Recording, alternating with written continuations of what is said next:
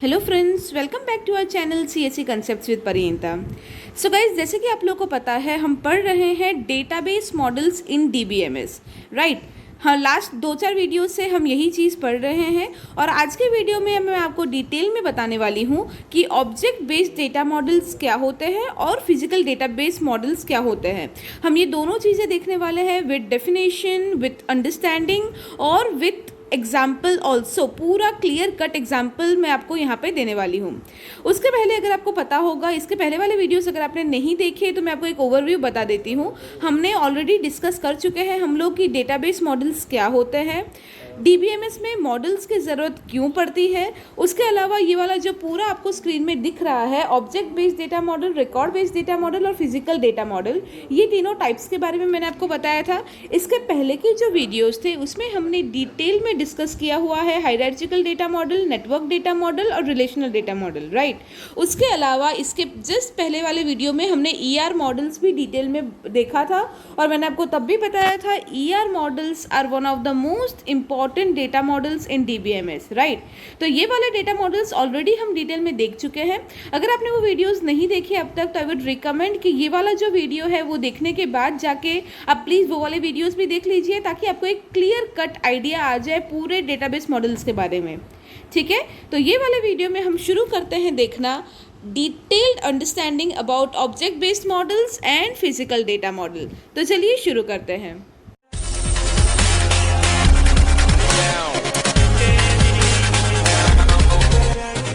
So guys, सबसे पहले देख लेते हैं ऑब्जेक्ट बेस्ड मॉडल क्या होता है।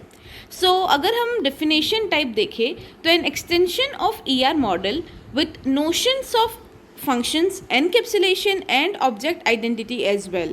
This data model is another method of representing real world objects. It considers each object in the world as objects and isolates it from each other. तो देखिए, इसके पहले वाले वीडियो में ऑलरेडी हम देख चुके हैं ईआर मॉडल क्या होता है।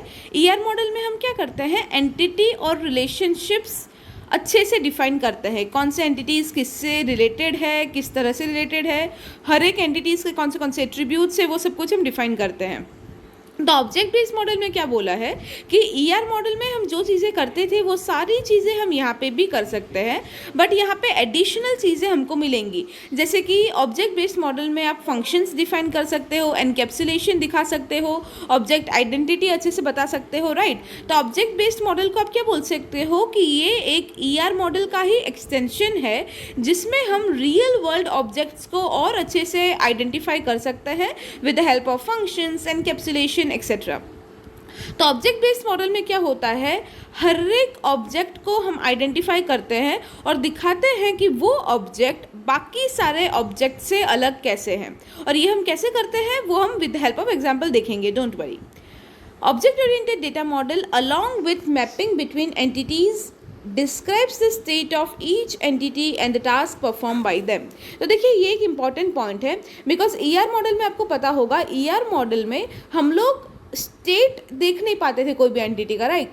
ईआर मॉडल में सिर्फ हम क्या देखते थे, एंटिटी कौन सी है, उससे रिलेटेड रिलेशनशिप्स कौन से हैं और उससे रिलेटेड एट्रीब्यूट्स कौन से हैं, राइट। बट यहाँ पे जो ऑब्जेक्ट बेस्ड मॉडल है वहाँ पे हम हर एक एंटिटी का स्टेट देख पाएंगे और वो एंटिटीज़ कौन से टास्क परफॉर्म करते हैं वो भी देख पाएंगे।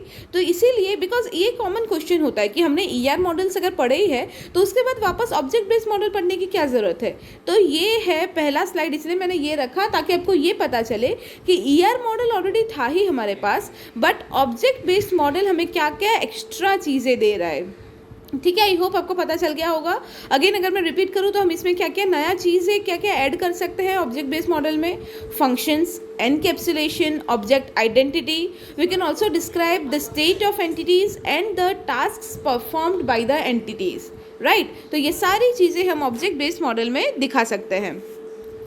ऑल्सो ऑब्जेक्ट बेस्ड मॉडल में अभी देखिए, ऑब्जेक्ट बेस्ड मॉडल का डायरेक्टली एक एग्जाम्पल देख लेते हैं ताकि एग्जाम्पल से आपको एक क्लियर आइडिया आएगा। सबसे पहले यहाँ पे क्या लिखा है, we will create a class called person. तो देखिए, मैं आपको ये पॉइंट्स दिखाती हूँ, उसके साथ साथ ही हमने यहाँ पे जो एग्जाम्पल लिया है वो भी साथ साथ में देखते रहते हैं। तो देखिए, ऑब्जेक्ट बेस्ड एक मॉडल बनाया है हमने, उसमें यहाँ पे क्या बोला है, हम सबसे पहले एक पर्सन नाम का क्लास क्रिएट कर रहे हैं। तो देखिए, यहाँ पे आपको दिख जाएगा पर्सन नाम का हमने क्लास क्रिएट किया है यहाँ पे, ठीक है, ये पूरा आपको दिख रहा होगा। ऊपर हमने पर्सन नेम का क्लास बनाया है और नीचे अगर आप देखो तो हमने एम्प्लॉय नाम का क्लास बनाया है। और ये बीच में लाइन किया है, उसका मतलब क्या बता रहे हैं यहाँ पे कि ऊपर जो पर्सन नाम का क्लास है वो कौन इनहेरिट कर रहा है, वो एम्प्लॉय इनहेरिट कर रहा है। ठीक है, देखिए क्या लिखा है यहाँ पे, we will create a class called person, जो हमने ऑलरेडी कर दिया। फिर क्या लिखा है, also we will create another class called employee which will inherit all the functions of person class। जैसे मैंने आपको बताया, ऊपर person class है, नीचे employee class है, और ये जो employee class है it is inheriting the person class। ठीक है, in addition it will have attributes employee id, employee type। हाँ, तो देखिए क्या बोला है यहाँ पे, एग्जाम्पल के साथ मैं आपको समझाती हूँ। सबसे पहले ऊपर हमने person class लिया है। अब हर एक क्लास का यहाँ पे हमने कुछ उसके आईडीज़ और फंक्शंस डिफाइन किए हैं। तो एट्रीब्यूट्स और फंक्शंस, तो एट्रीब्यूट्स कौन से हैं, देखिए नेम, एड्रेस, एज, फ़ोन। तो कोई भी पर्सन है उसके ये चारों एट्रीब्यूट्स तो होंगे ही, नेम, एड्रेस, एज और फ़ोन। उसके अलावा कौन से यहाँ पे फंक्शंस हमने डिफाइन किए हैं, तो गेट एड्रेस और गेट फ़ोन, ये दोनों हमने फंक्शन डिफाइन किया है, राइट। तो पर्सन क्लास है हमारा और उसके अंदर ये सारे एट्रीब्यूट्स और फंक्शंस अवेलेबल है। अब देखिए नीचे क्या किया है कि एक एम्प्लॉय नाम का हमने क्लास लिया है which is inheriting the person class. अब पर्सन क्लास को इनहेरिट करने का मतलब क्या है कि पर्सन क्लास के जितने भी एट्रीब्यूट्स है और फंक्शंस है वो ऑटोमेटिकली एम्प्लॉय भी यूज़ कर सकता है। तो अगर यहाँ पे हम देखें तो एम्प्लॉय क्लास के कौन से एट्रीब्यूट्स है, employee ID, employee type, department ID. ठीक है, तो ये तीनों जो आईडीज़ है या ये तीनों जो एट्रीब्यूट्स है वो तो एम्प्लॉय के होंगे ही। उसके अलावा ये नेम, एड्रेस, एज, फ़ोन, ये जो एट्रीब्यूट्स है पर्सन के, वो भी एम्प्लॉय यहाँ पे डायरेक्टली यूज़ कर सकता है। ठीक है, उसके अलावा देखिए यहाँ पे कौन से फंक्शन है, SP_ गेट डिपार्टमेंट डिटेल्स। तो गेट डिपार्टमेंट डिटेल्स किसका है, एम्प्लॉय का फंक्शन है। बट ये वाले फंक्शन के अलावा वो पर्सन का गेट एड्रेस और गेट फ़ोन नंबर वाले जो फंक्शंस है वो भी यूज़ कर सकता है। समझ में आया। तो this is how object based model is identifying the things. तो ये वाली जो चीज़ें हैं हम इसके पहले जो भी हमने पढ़ा, जो हायरार्चिकल नेटवर्क था, रिलेशनल डेटाबेस नेटवर्क था, ER मॉडल था, वो सब में किसी में भी हम ये चीज़ें नहीं कर पाते थे। बट ऑब्जेक्ट बेस्ड मॉडल में प्रॉपर आपको पता होगा, अगर आपने जावा, .NET वो सब में काम किया होगा, तो उप्स कंसेप्ट जो हमारे होते हैं वो सारे कंसेप्ट हम ऑब्जेक्ट बेस्ड मॉडल में यूज़ कर सकते हैं, राइट। पॉलीमॉर्फिज्म, इनहेरिटेंस, इस तरह से ऑब्जेक्ट्स का सब कुछ डिफाइन करना, इनहेरिट करना, ये सारी चीज़ें हम ऑब्जेक्ट बेस्ड मॉडल के थ्रू से कर सकते हैं और इस तरह से उसको डिस्क्राइब करते हैं। तो ये पूरा एग्जाम्पल है। तो जैसे आप देख सकते हो, इधर पर्सन क्लास है, पर्सन क्लास के इधर दो ऑब्जेक्ट्स हमने लिए हैं, जॉन और मैथ्यू नाम का, और उनके सारे डिटेल्स हमने यहाँ पे एम्प्लॉय टेबल में नीचे बताया है। Got it. तो इस तरह से पूरा हमारा ऑब्जेक्ट बेस्ड मॉडल काम करता है। अब देख लेते हैं फिजिकल डेटा मॉडल किसको बोलते हैं। जैसे आपको वो चार्ट मैंने दिखाया था, physical data model is also one of the important data models fine of DBMS। तो फिजिकल डेटा मॉडल किसको बोलते हैं, physical data model represents the model where it describes how the data are stored in computer memory, how they are scattered and ordered in the memory and how they would be retrieved from memory। तो देखिए physical data model, again वही question आता है कि already इतने सारे data models हम पढ़ चुके हैं, तो वापस फिजिकल डेटा मॉडल की क्या ज़रूरत है। तो यस, फिजिकल डेटा मॉडल की ज़रूरत इसीलिए है क्योंकि जैसे आपको यहाँ पे दिख रहा है, फिजिकल डेटा मॉडल हमें क्या बताता है कि डायरेक्टली, मतलब फिजिकली हमारा डेटा कैसे स्टोर होता है, डायरेक्टली कंप्यूटर मेमोरी के अंदर हमारा डेटा कैसे स्टोर होता है, कैसे स्कैटर्ड है, कैसे ऑर्डर्ड है, और कंप्यूटर मेमोरी से अगर हमें कोई भी डेटा रिट्राइव करना हो तो हम कैसे करेंगे। तो डायरेक्टली हमारा जो डेटा है वो कंप्यूटर मेमोरी के साथ डील कैसे करता है, वो सिर्फ और सिर्फ फिजिकल डेटा मॉडल से ही हमें पता चलेगा। ठीक है, next point is basically physical data model represents how the model will be built in the database. It represents each table, their column and specification constraint like primary key, foreign key etcetera. तो क्या बोला है यहाँ पे, physical data model हमें बताता है कि एग्जैक्टली डेटाबेस कैसे बिल्ट हुआ है, हर एक टेबल के अंदर क्या क्या चीज़ें हैं, उनके कॉलम्स क्या है, स्पेसिफिकेशंस क्या है, कौन से कंस्ट्रेंट्स लगाए गए हैं, ये सारी जो अंदर की फिजिकल चीज़ें हैं वो सब कुछ फिजिकल डेटा मॉडल से हम पोर्ट्रे कर सकते हैं।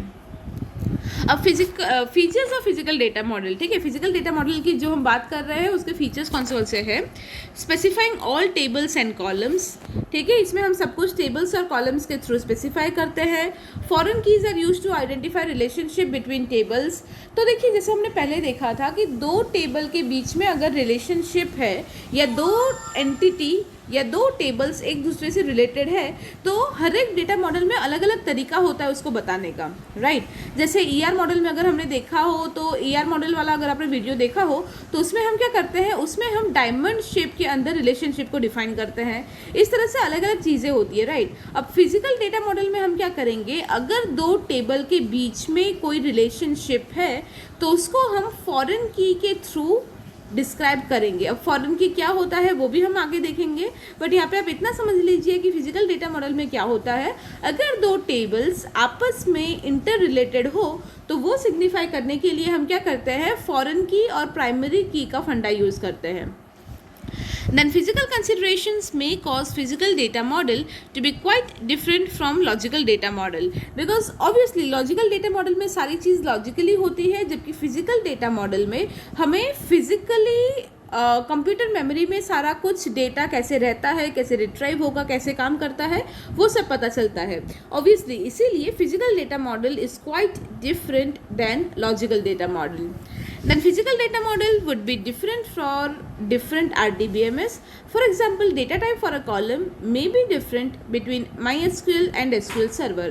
तो इधर क्या बोला है कि जैसे हमने देखा हुआ था, मैंने आपको बताया था कि अलग अलग सॉफ्टवेयर हम यूज़ कर सकते हैं RDBMS के लिए, ठीक है। तो इधर क्या बोला गया है कि फिजिकल डेटा मॉडल जो है वो अलग अलग RDBMS के लिए अलग अलग तरह से काम कर सकते हैं।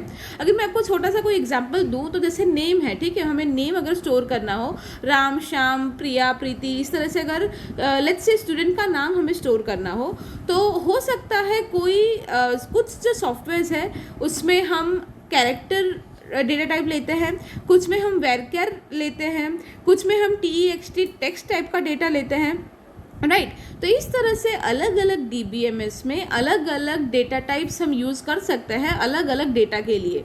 तो इसीलिए क्या बोला गया है यहाँ पे कि फिजिकल डेटा मॉडल अलग अलग RDBMS के लिए अलग अलग तरह से काम कर सकता है। Steps for physical data model, अगर आपको फिजिकल डेटा मॉडल करना हो, बनाना हो तो उसके लिए स्टेप्स क्या क्या है। तो नॉर्मल जो हमारी एंटिटीज़ रहती है वो हम कन्वर्ट कर देंगे टेबल्स में। नॉर्मल जो हमारे रिलेशनशिप्स होते हैं दो टेबल के बीच में या दो एंटिटीज़ के बीच में, वो यहाँ पे हम फॉरेन की से डिफाइन करेंगे। एट्रीब्यूट्स जो होते हैं एंटिटीज़ के वो हम इसमें कॉलम्स बना देंगे और modify the physical data model based on physical constraints और फिजिकल रिक्वायरमेंट्स, ठीक है। अब देखिए ये एग्जाम्पल से आपको पता चल गया होगा। इसके पहले मैंने आपको एग्जाम्पल दिखाया था ऑब्जेक्ट बेस्ड डेटा मॉडल में, उसमें हमने देखा था किस तरह से पर्सन का ऑब्जेक्ट हमने बनाया था, फिर हमने एम्प्लॉय का ऑब्जेक्ट बनाया था जो पर्सन ऑब्जेक्ट को इनहेरिट करता था। तो उस तरह से हम क्या करते हैं, ऑब्जेक्ट बेस्ड डेटा मॉडल को सिग्निफाई करते हैं। बट यहाँ पे देखिए फिजिकल डेटा मॉडल अगर आपको दिखाना हो तो वो किस तरह से बनता है, कुछ इस तरह से। बीच में आप देख सकते हो हमारे पास फैक्ट टेबल है सेल्स का। अब सेल्स के अंदर कौन सी चीज़ें हमने लिखी है, store ID, product ID, date ID, उसके अलावा आइटम सोल्ड और सेल्स, ये सारी चीज़ें हमारे सेल्स टेबल के अंदर है। फिर हमारा यहाँ पे स्टोर टेबल बन गया, यहाँ पे प्रोडक्ट टेबल और यहाँ पे टाइम टेबल, और ये सारे टेबल्स हमारे पास जो सेल्स टेबल है बीच में वो सेल्स टेबल से कनेक्टेड है, ठीक है। ये सेल्स टेबल जो है वो हमारा मेन टेबल है, उसको हम फैक्ट टेबल बोलते हैं। उसके अलावा जो यहाँ पे टाइम, प्रोडक्ट और स्टोर है ये हमारे डायमेंशन टेबल है, और ये सारे टेबल एक दूसरे से स्टोर्ड है। और देखिए इसमें ये इम्पॉर्टेंट है बिकॉज जैसे हमने बताया कि बाकी जो डेटा मॉडल्स थे ना उसमें हम डेटा टाइप स्पेसिफाई नहीं करते, बट यहाँ पे जो फिजिकल डेटा मॉडल है उसकी स्पेशलिटी ही ये है कि यहाँ पे हम सबका डेटा टाइप जो है, साइज़ जो है वो सब डिफाइन करेंगे। जैसे यहाँ पे आप देख सकते हो इंटीजर लिखा है हमने, यहाँ पे वेरकेयर 50, वेरकेयर 50 क्या है, साइज़ है। वेरकेयर क्या है, डेटा टाइप है। ये क्रिएटेड में यहाँ पे हमने डेटा टाइप लिया है डेट। तो हर एक का यहाँ पे आप हर एक में देख सकते हो वेरकेयर, इंटीजर, फ्लोट, डेट, इस तरह से हर एक डायमेंशन के सामने हमने उसका डेटा टाइप और उसका साइज भी लिखा हुआ है। So this is the speciality of physical data model कि एक्चुअली हमारा डेटा मेमोरी में कौन से डेटा टाइप के थ्रू स्टोर हो रहा है, कितने साइज में स्टोर हो रहा है, ये सारी चीज़ें यहाँ पे हम फिजिकल डेटा मॉडल में डिफाइन करते हैं। सो अगेन जैसे मैंने बोला था, आज ये वाले वीडियो में हमने सारे डेटा मॉडल्स देखना कंप्लीट कर लिया है। मैंने आपको सारे के सिग्निफिकेंस बता दिए कि सारे डेटा मॉडल्स एक दूसरे से अलग कैसे हैं, उनका यूज़ क्या है। हमने हर एक एग्जाम्पल, हर एक जो डेटा मॉडल्स है वो एग्जाम्पल के थ्रू देखा है, सो दैट अब आगे जाके जब भी आपको काम करना हो, जब भी आपको कोई भी डेटा मॉडल चूज़ करना हो, तो आपके पास कौन सा डेटा है, आपको किस तरह के डेटा में क्या क्या चीज़ें डिफाइन करनी है, क्या क्या चीज़ें दिखानी है, उसके हिसाब से आप आपका डेटा मॉडल चूज़ कर सकते हो। सो आई होप ये सारे जो डेटा मॉडल्स पढ़े, वो हमने जो सारे अब तक डेटा मॉडल्स देखे, वो सब कुछ आपको अच्छे से समझ में आ गया होगा। और इनकेस अगर आपको कोई भी डाउट है तो प्लीज़ कमेंट सेक्शन में आप पूछ सकते हैं। एंड आपको ये वीडियोस अगर पसंद आए तो प्लीज़ इसको लाइक कर दीजिए और ज़्यादा से ज़्यादा शेयर कीजिए, ताकि जितने ज़्यादा लोगों को ये टॉपिक सीखना हो उन तक ये पहुंच पाए। Thank you so much.